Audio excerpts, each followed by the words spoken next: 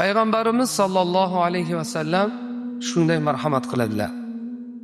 Buniyal islamu ala khamsin. Islom 5 narsaga ko'ra bino qilindi dedilar. Shahadati an la ilaha illalloh va anna Muhammadar rasululloh.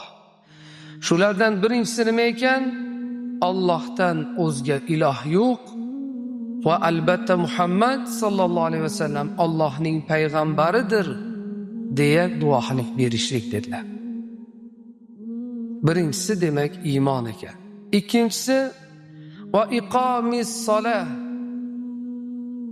Namozni to'kis ado etishlik dedilar. Namozni mukammal ado etishlik. Va itaiz zakah. Keyingisi zakotni berishlik. Val haj.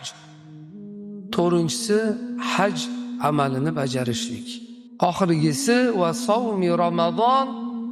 Ramazon ro'zasini tutishlik dedilar. Demak, islomning mana shu 5 asoslaridan ikkinchisi nima ekan? Iymondan keyingi o'rinda turadigani bu zimmamizdagi 5 vaqt namoz ekan. Namoz shunday buyuk ibodatki, bandani Alloh taologa eng yaqin qiladigan, Alloh taologa muqarrab qiladigan va bandani qalbiga sakinat beradigan va nur bag'ishlaydigan ulug' ibodat hisoblanadi. Alloh taolo islom ummatiga 5 vaqt namozni aynan Me'roj kechasida farz qildi. Odatda boshqa ibodatlar yerda farz qilindi. Shu jihatiga ham e'tiborni qaratishimiz kerak. Namoz esa qayerda farz qilindi? Me'rojda farz qilindi. Payg'ambar alayhisalom Allohning huzuriga 7 qavat osmonga ko'tarilganlarida Alloh taolo namozni farz qildi.